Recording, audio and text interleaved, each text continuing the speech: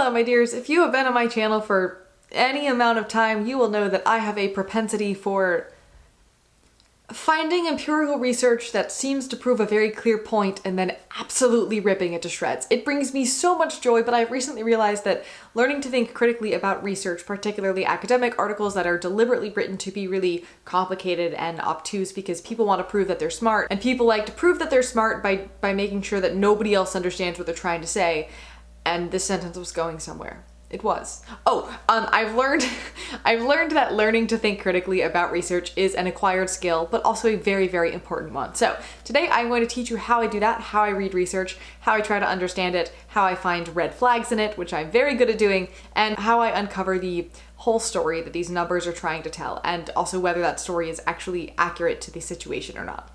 Now, if you're not in the realm of psychology or any other field heavy in empirical research and are about to click off of this video because you don't think it applies to you, please stop, because it actually does. These skills are so important for all kinds of things in all kinds of categories.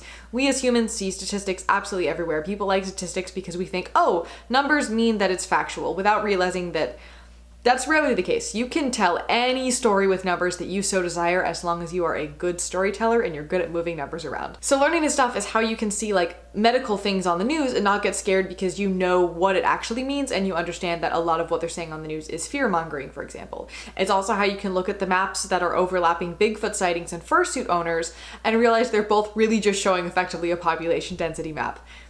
We'll get to that one in a bit. Now, learning these skills are most importantly how you can start to ask questions and be able to research and answer them yourselves, and it's a level of autonomy that once you have it, you're like, how did I live without this? So what I'm saying is that you should stay for this video because we're gonna have a fun time and you're gonna learn some life skills from it. Also, if you don't know me and you're like, what does this random person know about this? Hi, my name is Sydney, pronouns are they, them. I'm an openly queer, disabled, autistic, trans, non-binary actor, composer, educator, media analyst, and disability advocate. I'm currently working on a thesis about disability education, media, theater, performance, accessible education, and basically anything else in any and all of those categories, and it is culminating in the world's first all-neurodivergent cast and crew production of The Curious Incident of the Dog in the Nighttime.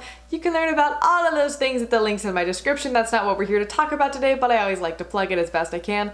I also run this channel where I teach you about pretty much anything and everything I learn in any of those categories, and I read about, on average, 15 to 20 research papers a video, though some of my deep dive videos, like the eugenics video, which we're going to be referencing today, had upwards of 70 research papers for that video, so I've gotten weirdly good at analyzing research and data at this point. I also took a 300 level statistics course last semester. It was the worst thing I have ever done, but I did manage to pull apart my professor's data and explain to him why his data collection was collected problematically and how that skewed his results during my final presentation. And he did not enjoy that, but that's what you get when you encourage somebody to think critically. Baby anarchy. It's just what happens, and you just gotta get over it. Also, for friends who need it, I'm a white person in my early 20s with shoulder-length light brown curly hair. I'm currently wearing a short sleeve button-up navy shirt and round clear glasses, and I'm sitting in front of a bookshelf. So we're gonna do this with a research paper that I linked in the description for you if you wanna follow along in the process. The paper is called Gender Differences in Episodic Memory. It was published in 1997, so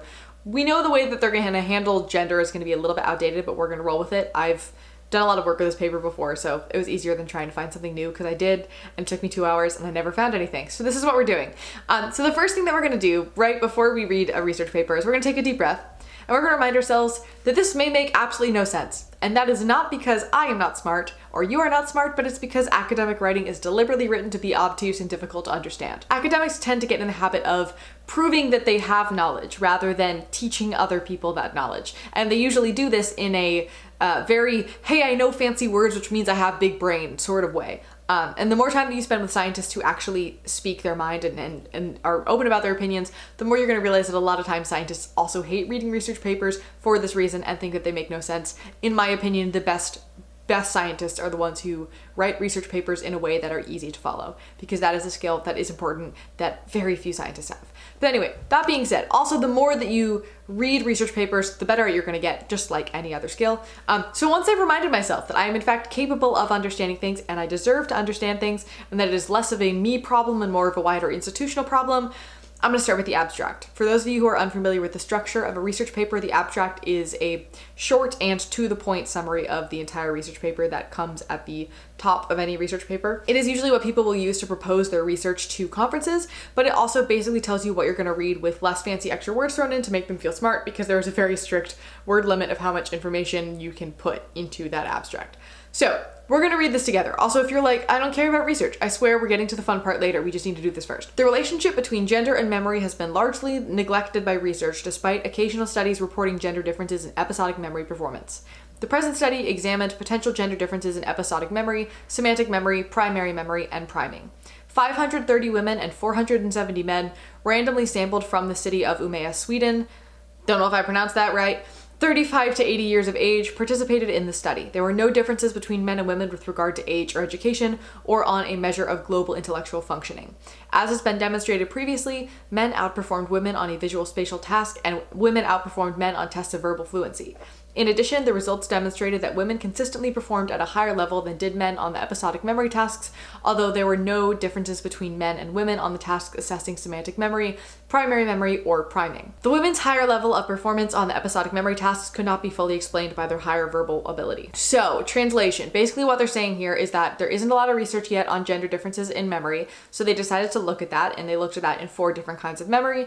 These are the ones that they looked at it in. They had 1,000 participants that were 53% women, 43% men, all from the same city, and they generally had the same age, education, and intellectual functioning. AKA, nobody reported intellectual disability is how they said that. And then they found that men did better with visual spatial memory, women did better with verbal fluency and episodic memory, and there was no difference in the other 2 things that they studied, and they couldn't find a correlation between the 2 things that the women were better at. Super basic. Super simple. This one's a little convoluted, but not the worst I've seen at all by far. So pretty simple. So once I have that navigated, I then scroll straight to the discussion or conclusion. That is all the way at the end. The fun thing about research papers is that all the sections in a research paper are labeled for you, which makes skimming way easier. So generally the structure is going to be your abstract, which is your summary. We just read that. The introduction, which talks about the research that this is sort of based off of and why they're doing this specific research. Then the method, aka how they did the experiment. Then the results, which are often very confusing, and I usually I avoid the text on those and I just go straight to the visual graphs and tables. And then we have the discussion and or conclusion, which talks about what those numbers mean and where this information can be useful in moving forward in the field. So pretty simple. That's the general structure of every single research paper that you're going to find. So anyway, I went down to the discussion of this paper. General summary is they're trying to explain the reasons as to why there are gender differences in memory. There's a lot of rhetorical questions in there. They basically said more research needs to be done into answering these questions. So that to me says that this study was less like, we want to find these results. It was less goal-oriented and more just like, we want to see if there's anything going on here and then see where we can go from there. It's called exploratory study. That's a pretty normal thing. Studies like this, who just want to find out if there's anything going on, tend to be less biased at the end of the day. But also many researchers will write like, oh, I'm just doing an exploratory study, and secretly want results because everybody wants results. So there is that. But anyway, so we took our trip to the discussion. That was great. We learned a thing. Now we're going to read the introduction, figure out what info came before this. Again, not going to bore you. Basically what they said is like, there's a lot of research into cognitive ability differences based on gender, but not much research into memory aspects of those abilities. The data they cite ranges from 1974 to 1996. So that's pretty recent. Which is important and good, and we want to pay attention to that. If somebody is basing all of their research on something, say, that's a study that was published in 1942, that's going to raise some red flags for me, but this is pretty recent, so that was pretty good, specifically because, again, this was published in 1997. And then at the end, they stated their questions for the study. So pretty simple. Now that we've done that, we're going to glance at the method really quickly to figure out what the study looked like. It's not exciting. I'm not going to go into it. And then I looked at the results section to see if that made any sense and if it was worth my time. Usually the text isn't. I'll go straight to the graphs, get my answers from there, and there you go. We have read and understood a whole research paper. That was it. It was just those couple steps, and we did it. Did it take some time and some brain power? Absolutely, but it was possible, and we survived, and we're all good now. So there you go.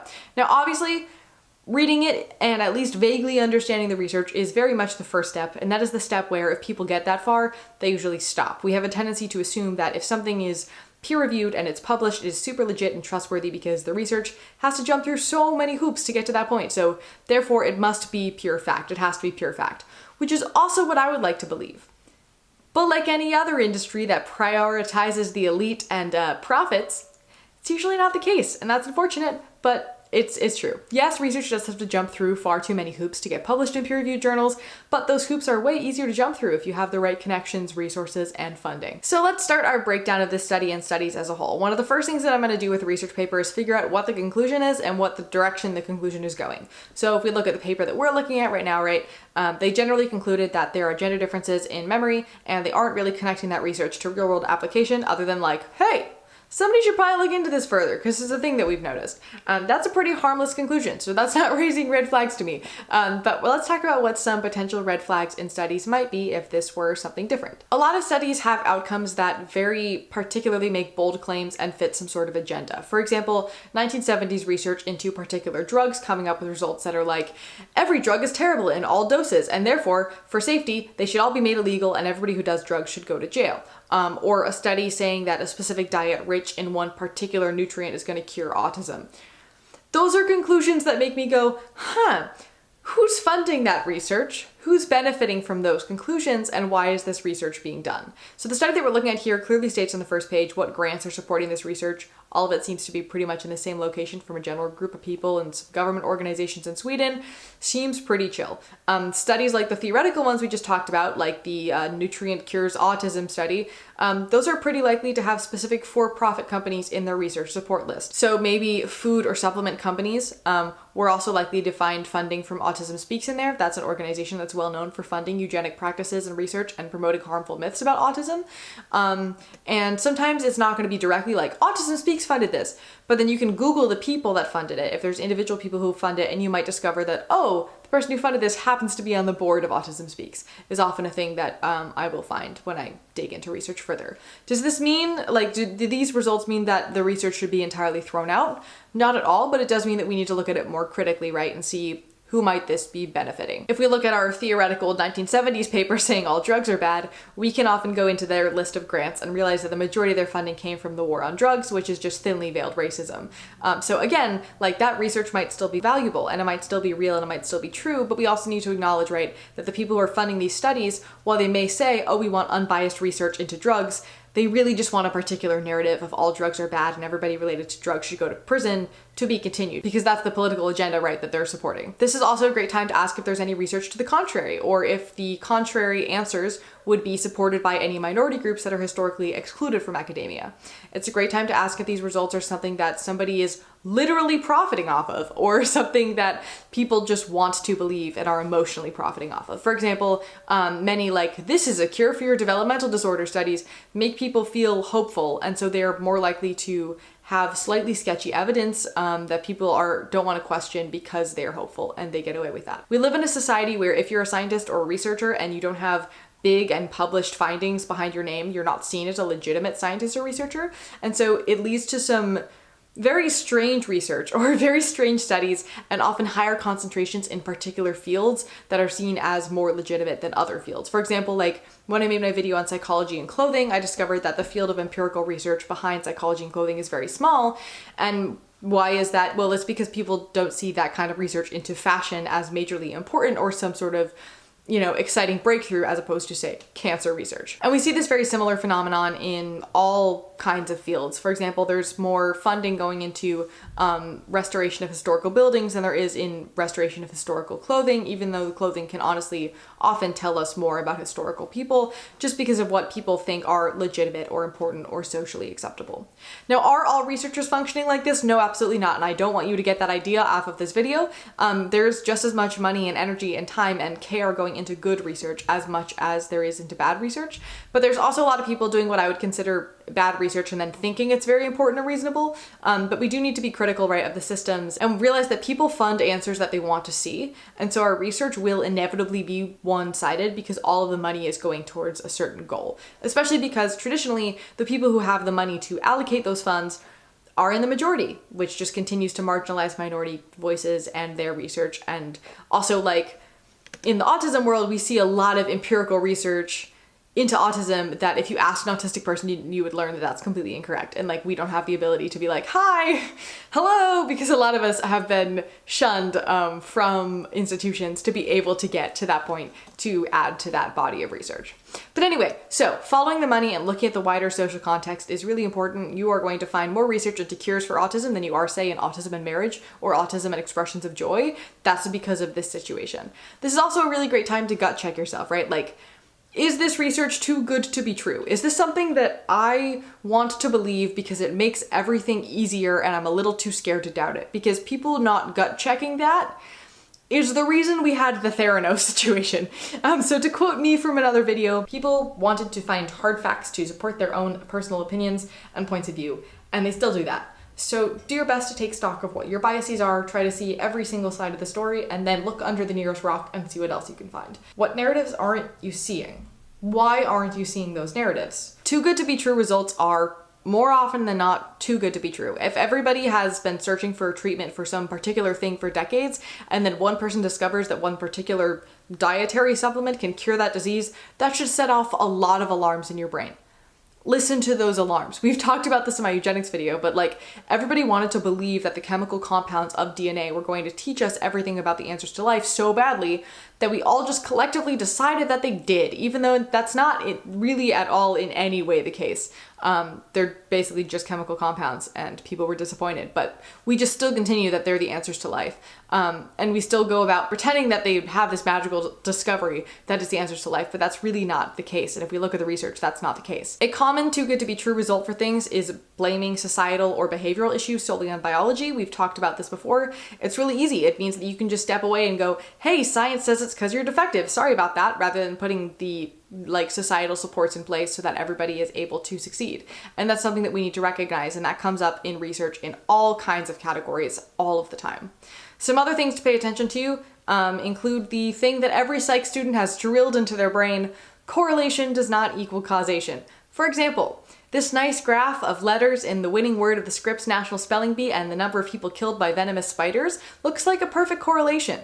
But no. Also the ones from earlier about the furries and Bigfoot really just being a population density map. It's very easy to see two sets of numbers lined up really nicely and think that all of your problems are magically solved, but I also don't think that reducing the number of letters in a spelling bee word is going to prevent spider bites. Because if it did, we probably would have figured that out. But would we have figured that out by now, though? I don't know. Anyway, moving on. Let's talk about literal studies beyond the wider structural world as a mess, the wider structures or skewing study situation. Let's talk about the actual functioning and setup of studies. One thing I commonly come across in studies that is often overlooked is the sample size. Sometimes it will be abnormally tiny, and they will say, well, it worked 70% of the time, only for that to be 14 people out of 20, all of which had a very hyper-specific situation that doesn't really apply to the wider group that the data is meant to represent, which is why most of our research in autism is weird, because it's all for a small group of cishet white boys. I also always look into the physical size of the group in the sense of number, but then I also am going to look at the diversity within that group, which is a trickier thing to navigate because obviously as a researcher, right, you want to control for as many things as you possibly can so that you're very sure the data you get isn't some sort of weird fluke of something else, but you also can't make your group so homogenous that your data has no actual applicability to regular world situations or the group of people you're trying to research.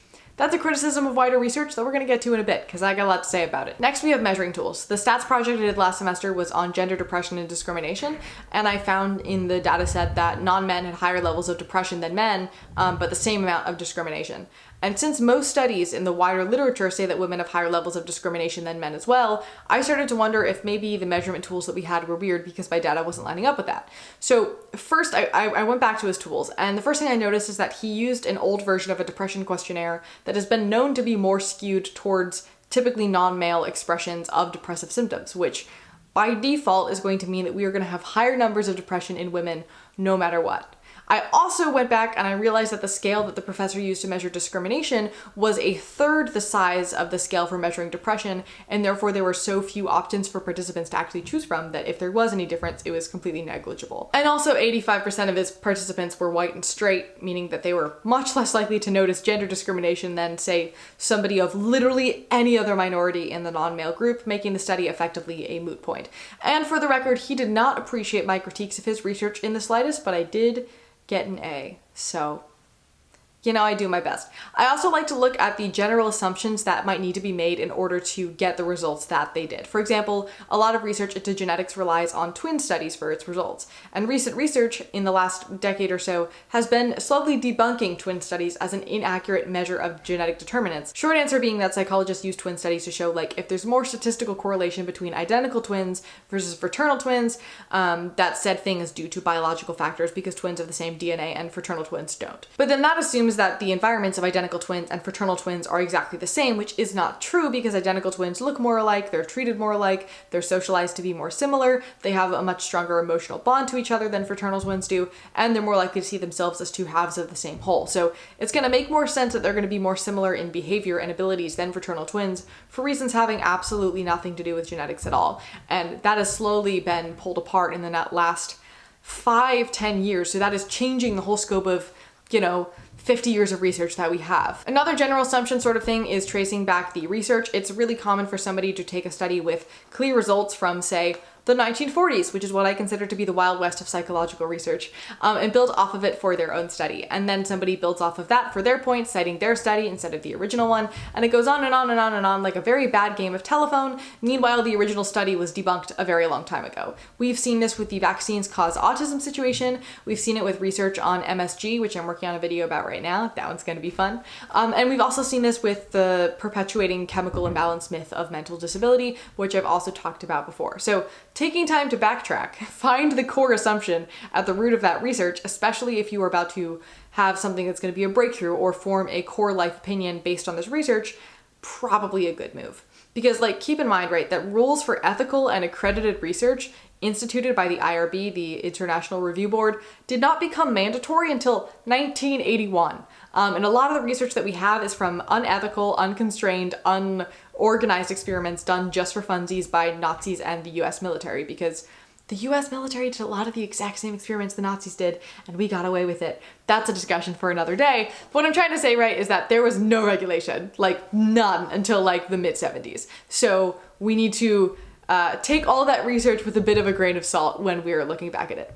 It's also important to see how recent the research you're reading is and if there's anything newer available on the topic since then, to see how things have changed over time and see if the study you're reading is even relevant anymore. Because specifically with autism research, you can read something that's 6 months younger and everything is completely changed. So there's a lot of fields that are moving very quickly right now, and you need to make sure that you're being up to date. But before we get back to the original study that we started this video talking about, let's talk about my biggest issue with research. There's a very strong tendency for something to show up in a certain way in a hyper-specific lab setting and have that thing not at all ever in any way apply to the wider world, but everybody pretends that it magically does. And I'm going to give you an example of that from my chemical imbalance video. Now, luckily, at the time that I ended up in this scientific rabbit hole, I was also in the middle of a book for one of my neuro classes, and it really added a lot to the way that I was thinking about mental illness. It is called High Price by Dr. Carl Hart, and I would show it, but it's over there and I'm not going to go get it right now. But it is genuinely one of the best books that I've ever read. He is a leading researcher in addiction in our country, and this is his autobiography where he analyzes his experiences of growing up in the ghetto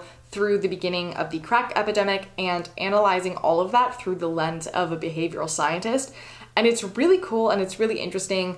I thoroughly enjoyed it. Please go read it right now. There's also an audiobook, which is really great. I'll link one of his talks in the description if you just want to watch him speak.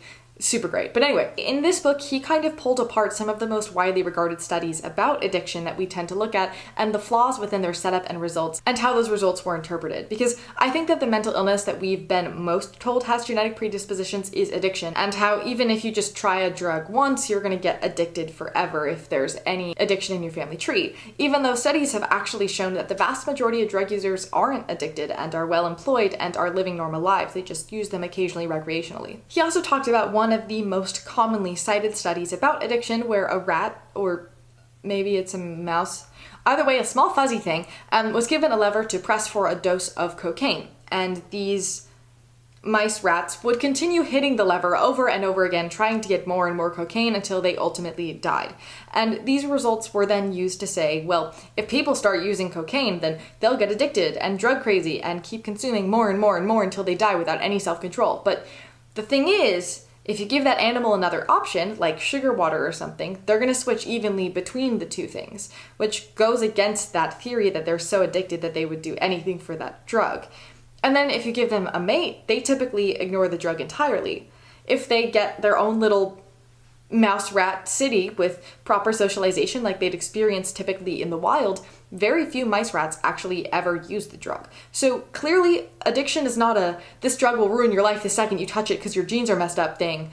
It's more related to what environment you're actually in. Dr. Hart also did some studies with frequent drug users, some with meth and others with cocaine, where if offered the drug or $5 and they could pick one of the two options, half the time they would go for the $5 despite being given literal free drugs. So that goes against all of these ideas that people become addicted and are drug crazed and can't make responsible decisions and only focus on the next time they're going to get a hit, like every other study and pop culture has claimed.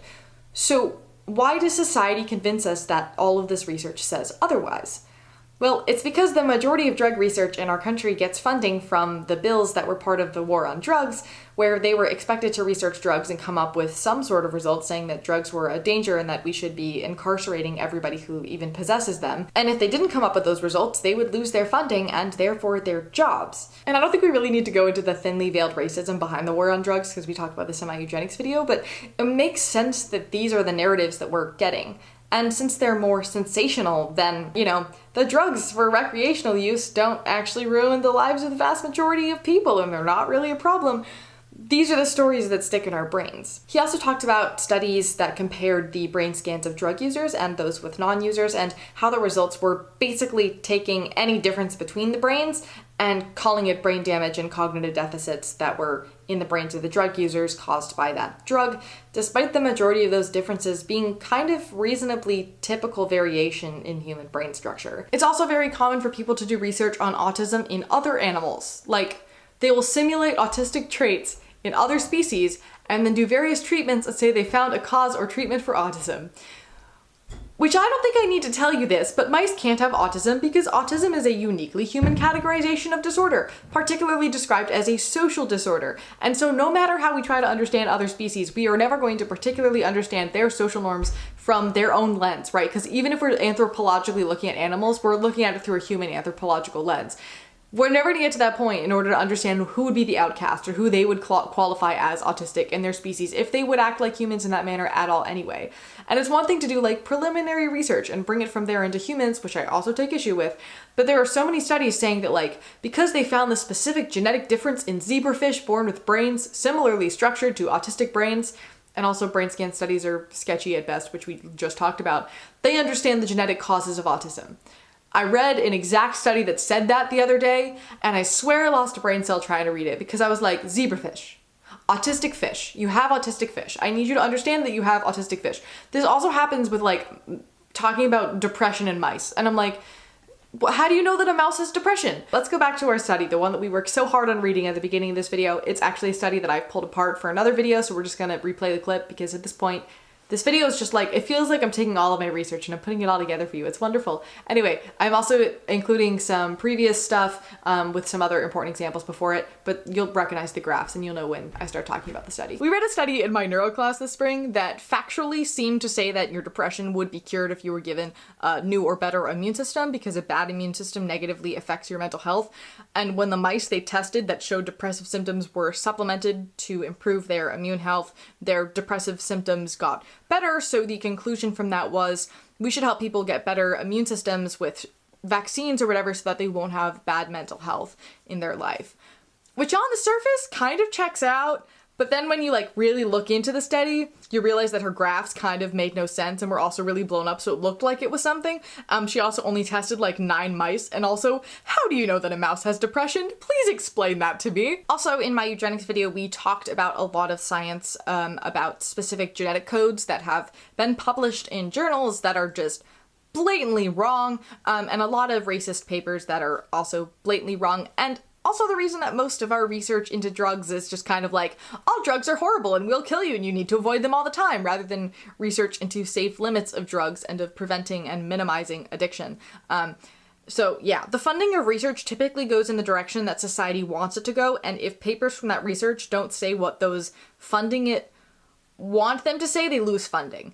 And I am, of course, not saying that all science is absolute horse poo, because that's not the truth, and we're about to talk about a lot of science, but I do want to remind you that if numbers don't quite add up, or if you're hearing something that says it's scientific but it doesn't really make sense, and somebody just keeps telling you, yeah, well, it's science, so it has to be correct, don't just accept that at face value, even if they're a professor.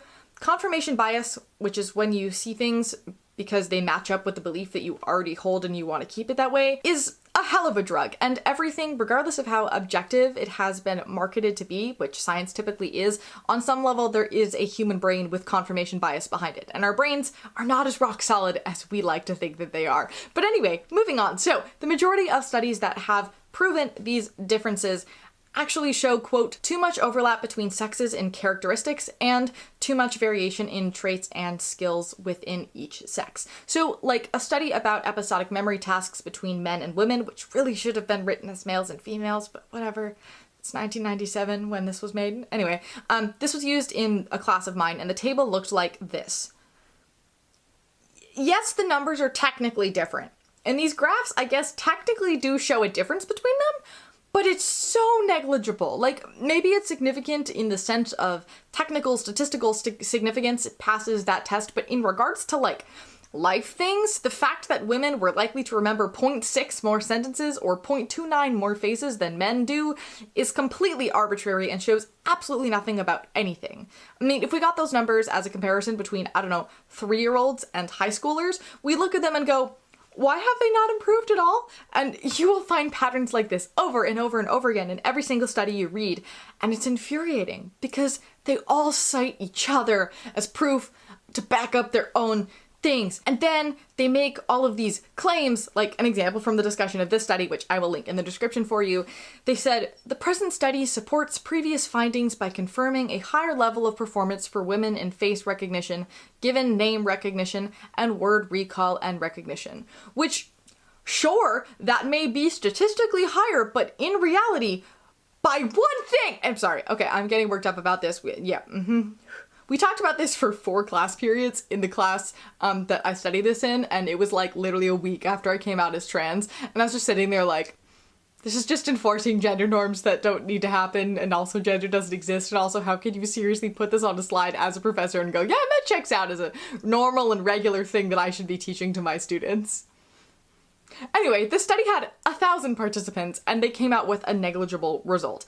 Why? Because regardless of what group you categorize people into, you're going to have a spectrum of brains and skills, however you categorize. In general, with research, we see a lot of statistically significant results that in real life don't really hold any meaning at all. But since we all see this group is better at this thing than this group, or this food will make your life shorter, we don't realize how negligible the actual difference is. We just internalize that message. We believe it to be real without actually checking it out for ourselves, because scientists are scientists and they must know more than we do. And so we need to just trust them, right? But no, like, I'm not saying that we should go burn down academia or that we should dismiss all research as inaccurate and pointless. That's not what I'm saying. That is not the case. There is, again, so much to be learned from research. And not just learned, but also like used to help people and to make the world a better place. In my work, I come across as much great, amazing, wonderful, just amazing research as I come upon really bad, terrible, horrible research papers that I enjoy absolutely tearing apart. But it's about even of the good and bad that I find. The reason I'm making this video is to remind you that you are smart enough to know this information too, and that we shouldn't just go around blindly trusting things said by people that we perceive to be smarter than us. Critical thinking is important and it's a skill anyone can pick up, and when you are so excited about your research and so in-depth in your research and hoping so much for a goal, your critical thinking can shut off too. Even if you have like 17 doctorates, you can still forget to think critically. We all do it. We're human beings. It happens. And critical thinking, it's being able to ask way too many questions and learning to continuously look at things and dig deeper and overturn every single rock until you get to the point where you understand the final answer. It's not just questioning the world around you, but it's getting into a headspace of understanding that you deserve to understand and that you are capable of understanding. These skills of pulling apart empirical research and in the psychology classroom to lightly piss off my professors and make very intriguing videos, these are the same skills that also let me fight for my legal and ethical rights in a space and feel empowered to stand my ground, because I understand the ADA because I sat down and I read it. And it wasn't hard to read. I just did it. And this gave me the confidence that I can fight for those things. These are the same skills that make me far too persistent to a point where sometimes people get mad at me for it, but at least I get answers and I can build a more holistic view of the world in front of me. It's also how I learn to think more critically about myself and reflect on my actions and who I am as a human being and how I can be a better one. Truly, it makes me a better person. And also, like, I feel way more autonomous and less helpless now because I'm like, if I don't understand a thing, I can just go find out. Like, I can find out anything. I read a bunch of papers and I uncovered all of the issues of eugenics. How did I do that? I don't know, but I did. And so I can do anything else now too. So next time you see a weird CNN article saying something that doesn't quite check out to your immediate brain, go through the thought exercise, check it out, make sense of the information, and form your own conclusion, and start to look at the world that same way too. Also, if you're into YouTubers, some other ones I particularly like who seem to think similarly to this include Kunkin Dassner, Illuminati, and Answer in Progress. I'll link all of those in the description for you if you want to check them out. I will also link a playlist of mine full of videos where I have debunked commonly understood research, and I'll also link the study that we looked at today if you want a practice round before you read the next study all by yourself. And let me know what things you like to look out for in research, or share some really absurd articles you found. I really love playing that game. The whole "this type of yeast causes autism" is one of my favorite weird, like, it's terrifying and it's sad and it's horrifying, but if you laugh at it, you don't cry, and it's very funny. But anyway, as always, thank you for listening. Thanks for learning. Thanks for thinking critically, and remember, it's never too late to start over. I look forward to seeing you, my dear, in the next one.